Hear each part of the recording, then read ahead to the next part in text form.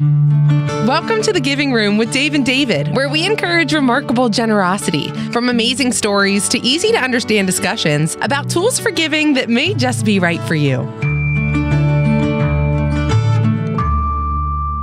Well, hey, welcome to the Giving Room. I'm Dave. And I'm David. And today we're gonna demystify planned giving. Oh, wait. Today we're going to be talking about death. Wait. I mean, yes, but not just death. That's actually part of the demystifying. All right. So hold on. Pull up your chair. Grab your cup of coffee. Here we go. Let's see what happens here. Well, that's actually one of the primary misperceptions about planned giving. So, okay. And planned giving itself, we'll just lay it on the table. That's like a jargony thing for, guys like you, development directors like you talk about planned giving. And a lot of times people are thinking, well, that's a deferred thing. And even that's a jargony word, deferred. That just means it happens sometime in the future. It doesn't happen today. So I'm going to do something today that has a deferred outcome. It happens later. Why don't you just start with that? Why are we using deferred? Well, I know that's the point. That's why we're talking about this. And that's that's what we're going to do. So just hang on. We're going to talk about that. And we're not just going to talk about death, but we are. But we are going to talk about death? We're going to talk about Of course that. we're going to talk about okay. Yeah, we are. Welcome to this episode where everything's dark and gloomy and... No. That's not the goal, at least. Oh, okay. Hopefully it'll be, not gloomy and not all death all the time. Okay. If it's not about death, what is planned giving? Okay, here's a simple definition. Planned gifts are gifts that require planning. Okay. So you just defined planned gifts with the word planning. That is cheating. Well, in 8th grade, maybe you weren't allowed to do that, right? Have the definition of the word since you're you're attorney defining. Now, you can define words with the same word? Maybe. Let me just unpack it for a bit. So have you ever given a gift without much thought? Maybe a high school student from your church approached you and they were going on a mission trip and they asked you to, help make a gift. Yeah, and so, right, absolutely. You've done that. Yeah. So you thought a little bit about the gift, but did you think much about how you were going to give the gift? You probably, filled out a gift on an online form, or if you were born in the 60s or earlier, you wrote a check. What's that? It's a piece of paper. Whatever. All the folks my age know what a check is. We may not still carry them, but we know what they are. Well, if I want a check, I just go online and I tell my bank to send one. Okay. Right? Exactly. Okay. Same thing. But as far as how you were going to make that gift when the person asked you, there wasn't much thought about how, right? No. Well, planned giving is really just, sort of where am I? What's my station in life? What am I right this second? What are the things I have? And maybe I do want to make a gift. So how can I do it? Can I do it today? Or am I going to do it sometime in the future? So it's kind of like the how or what. It's not actually about having to wait to die to make this gift. It's not about timing. It's kind of the how or the what you're going to give. It's actually all three of those things. Okay. So it's both, when am I going to give? Yeah. Again, am I giving today or am I giving sometime in the future? Fair. Okay. And it's how am I going to give, which is tied to the timing. Okay. And then what am I going to give? So sometimes I'm not just going to give cash. A lot of times if I'm making a larger gift, it may be better for me to give something other than cash. Okay. And we actually have some episodes coming where we'll unpack even more of those things. But today, just as far as what is planned giving. All right. The point is really that it's not just bequest. Planned giving is not just, I'm going to do something in a will or trust that doesn't take effect till I die. Okay, you're using a bunch of big words again. I'm sorry. I just heard bequest. I don't know what that means. A bequest is maybe I do, but yeah. Right. You should, but a bequest is just a provision, Fair. a sentence in your will or your trust. So some folks have living trust. That means they've done something now and their assets are kind of in it now and it works while they're alive as well as when they're dead. And then some folks just have a will. And in that, you'll say, I'd like XYZ, either asset or amount of money or a percentage to go to your favorite charity. So that's a bequest. So we talked about today gifts, tomorrow gifts, once in a lifetime gifts. Right. And you want to, apparently you're going to break that down for me. But what about the day after tomorrow gifts? Because there's, what about next month gifts? So those are, that's still just all tomorrow gifts, right? Okay. It could be a today gift. It's the broader you're kind of missing tomorrow. You're just missing the point. You're missing the point. Right. It's wow. It's really just, how am I going to give today? Let me just tell you how you would do that. Okay. So if you were going to give today, Yep. we would go back to our example, kid in your youth group that's going to go on a mission trip. Right.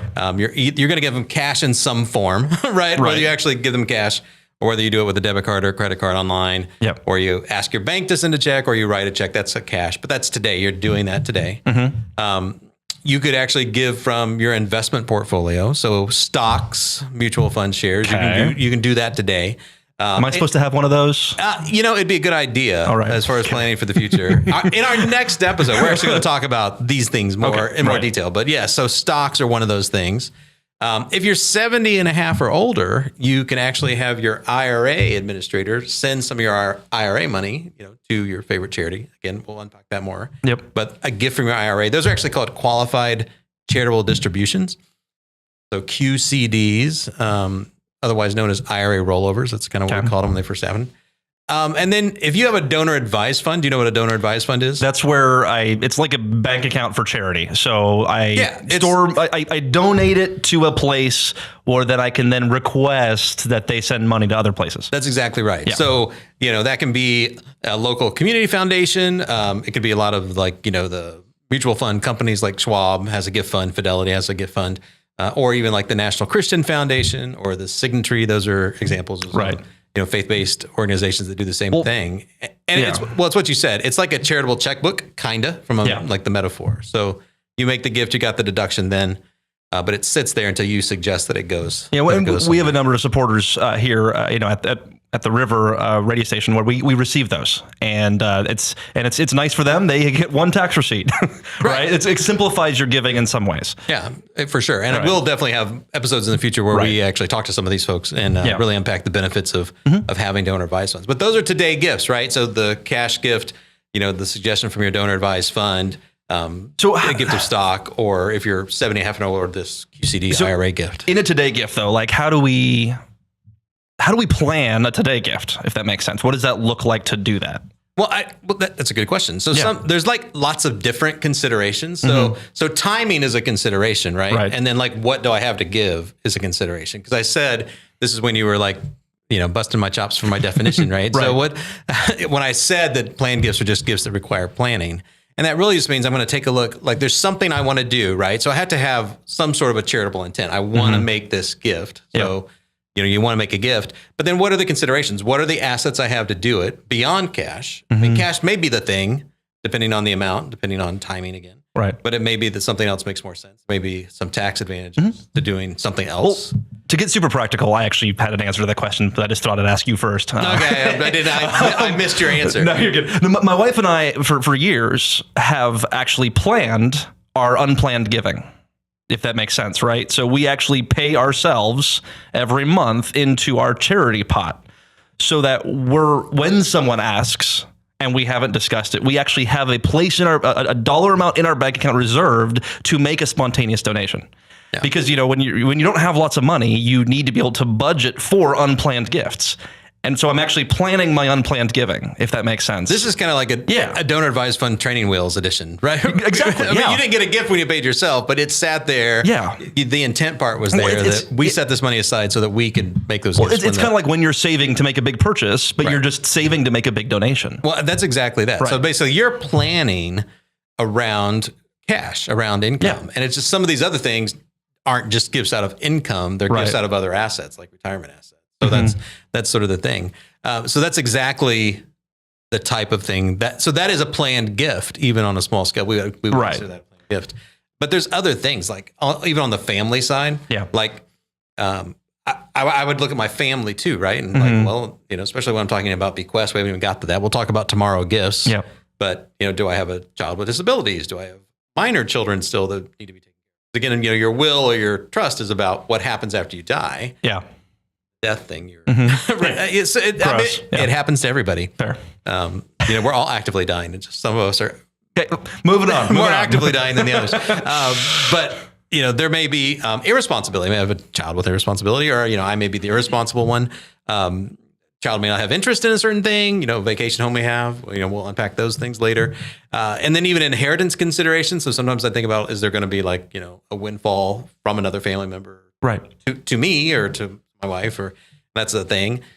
Is there a business that I have that has a succession issue or even an inheritance issue there? Like, how am I going to move that along? There's a consideration there from a plan giving. Just wealth in general, income tax considerations, estate tax considerations, and then even just the idea of legacy itself, like what I want to be remembered by. Basically, so all of those things relate to planning. Yeah. And I think so often when we think of giving, we just think about cash. Yeah. Right. Where most of us have a whole lot of stuff that isn't cash. We have actually more assets, more money that's not cash that we could be thinking about and planning around, and often can do more in that way. I know there's people that donate vehicles. There's donating property. I mean, there's all kinds of things where basically, if we're planning, if we think in advance, we can actually do more good. Right. Especially in the tomorrow category, right? Yeah. Well, and we've kind of laid as one of the foundations for this podcast that we want to talk about. We want to encourage people to be cheerful, spiritual, and intentional in their giving.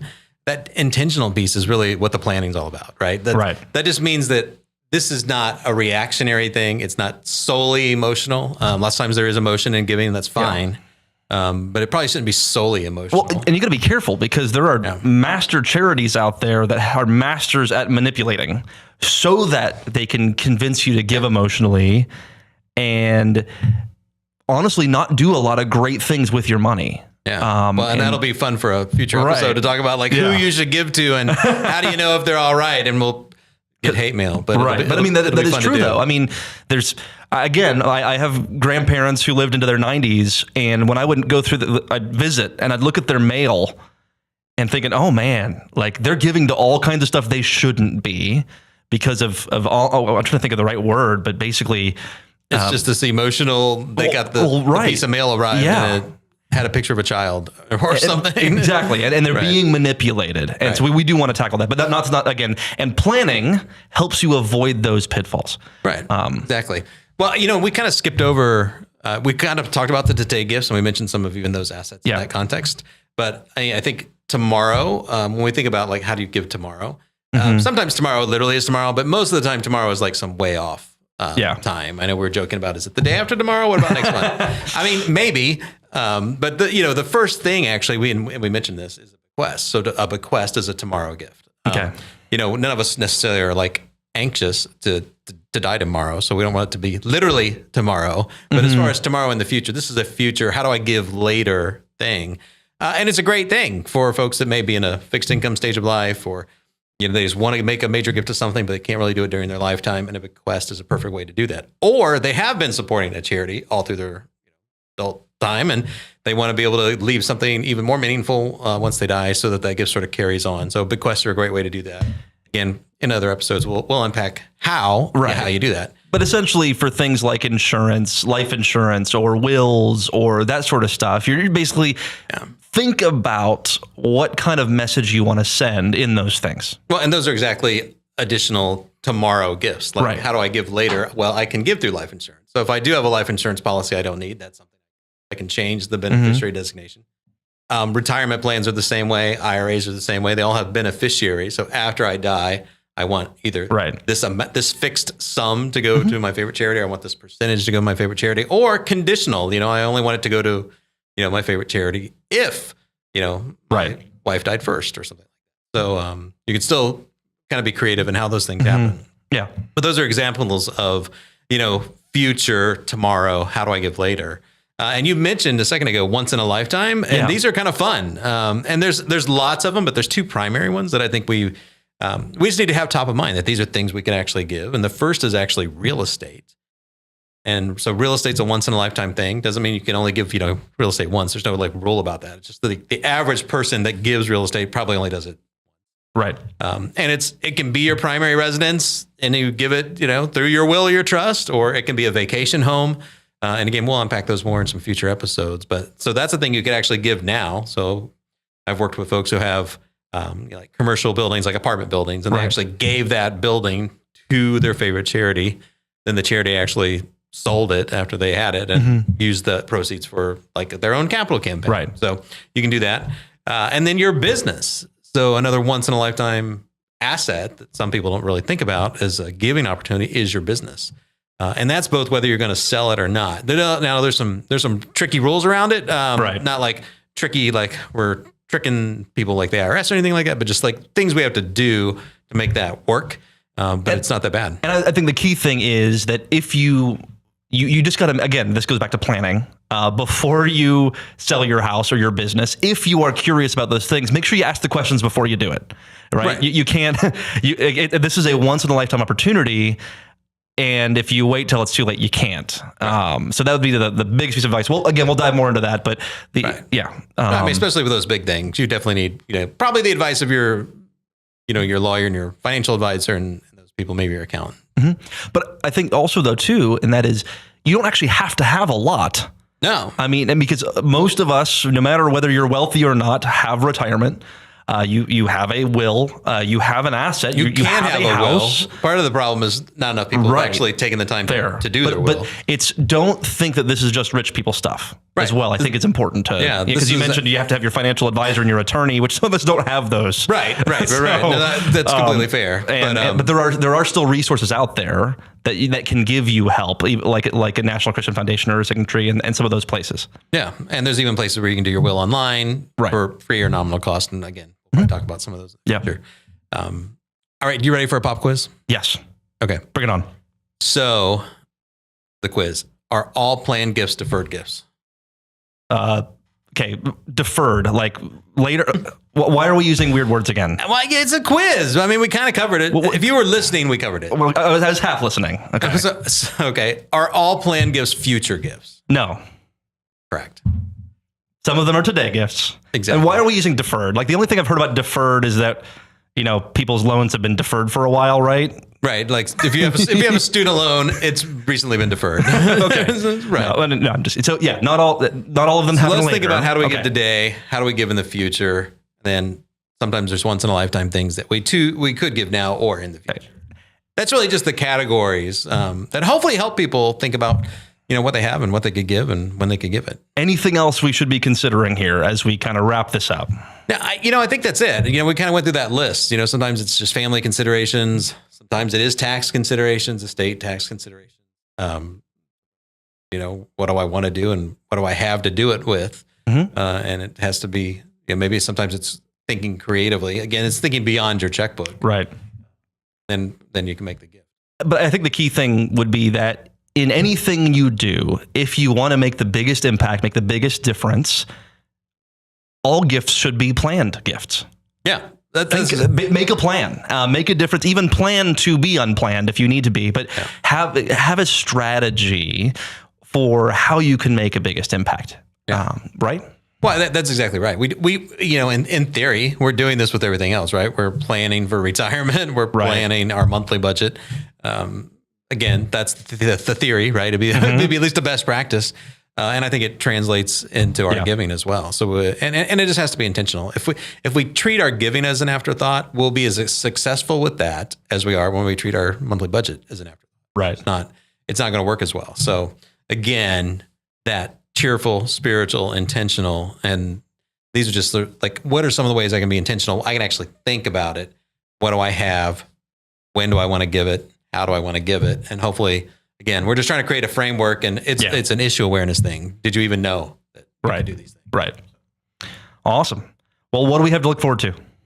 Well, you know what? We're going to talk about barbecues next time. So we're going to be a cooking show? Like what? Well, I mean, no, we're just going to do a slightly deeper dive. Probably won't be a super long episode, but we're going to talk a little bit more specifically about the top 4 planned giving things. And like 2 of those things are going to be giving now things, and 2 of those things are going to be giving later things. Okay, that's far less exciting. Should have just stuck with being a cooking show. Barbecue sounds awesome. We're going to talk about barbecues in the living room. How about that? So it's barbecues in the living room. Love it. Family room, giving room. Hey, thanks so much for hanging out with us today in the giving room. I'm Dave. I'm David. And we're looking forward to having you next time when we talk about barbecues in the giving room. So make sure you subscribe so you don't miss it. And you can also get more details at givingroompodcast.com. We'll see you next time. The Giving Room Podcast is brought to you by Giving Design LLC, where we help ministries and their donors utilize planned giving to change the world. Go to givingdesign.com to learn more. As always, a huge thank you to River Radio Ministries for sponsoring and producing this podcast. Go to riverradio.com to listen or learn more.